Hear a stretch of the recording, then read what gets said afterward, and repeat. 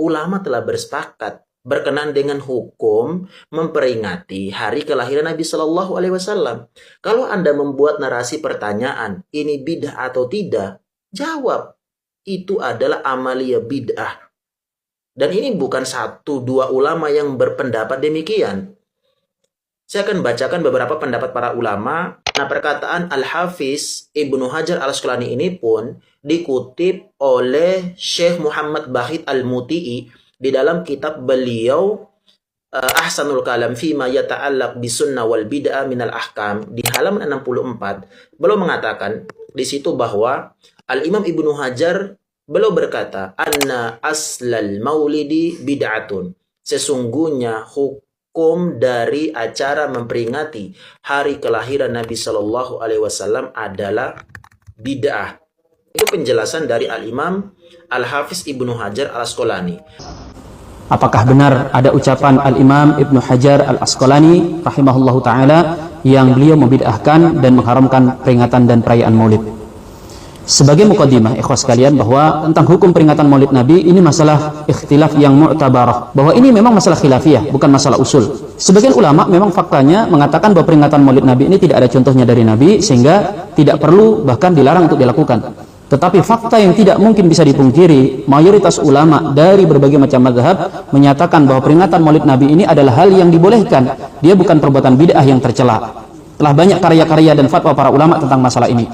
Di tulisan saya sebelumnya itu telah merangkum dari mereka yang membolehkan peringatan maulid Nabi dan fatwa-fatwa dari berbagai macam negara bahwa peringatan maulid Nabi bukan hal yang tercela. Baiklah, kita akan langsung cek ucapan Al-Imam Ibnu Hajar ini dalam kitab Al-Hawi karya Imam Suyuti, apakah memang benar demikian. Berkata Imam As-Suyuti rahimahullah ta'ala, waqad su'ila Syekhul Islam Hafidul Asri Abul Fadl Ibnu Hajar an amalil maulid. Dan sungguh telah ditanya Syekhul Islam, seorang yang bergelar Al-Hafidh di zamannya, yaitu Abu Fadl Al-Imam Ibnu Hajar, dari masalah amal peringatan maulid Nabi. Fa'ajaba bima nassuhu, maka beliau menjawab dengan menjelaskan dalil-dalilnya. Beliau berkata, aslu amalil maulidi bid'atun lam tunqal an ahadin minas salafi salih minal quruni salasah. Asal daripada peringatan maulid Nabi itu adalah bid'ah, tidak dinukilkan dari satupun generasi salaful ummah di masa kurun terbaik, yaitu masa sahabat, tabi'in dan tabi'ut tabi'in. Sampai di sini nukilan ini memang benar. Namun ternyata masih ada kelanjutannya. Lakinnaha ma'adzalika qad ishtamalat ala mahasini wa diddiha. Namun demikian, bersama itu semua dimungkinkan peringatan maulid Nabi itu mengandung kebaikan dan lawan dari hal-hal yang buruk. Karena memang biasanya peringatan perayaan lekat dengan kemubaziran, dengan hura-hura, foya-foya, bahkan kemaksiatan. Maka beliau mengatakan bahwa dimungkinkan peringatan maulid Nabi itu tidak berisi keburukan. Beliau melanjutkan, faman taharra fi amalihal mahasini wa tajannaba biddaha kana bid'atan hasanatan wa illa fala. Nah, siapa yang meringati maulid Nabi yang isinya adalah kebaikan, menghindari hal-hal yang buruk di dalamnya, maka itu adalah bid'ah, tetapi bid'ah yang baik, perbuatan baru yang terpuji. Namun kalau isinya kemubaziran, kemaksiatan, hal-hal yang terlarang, maka tidak boleh.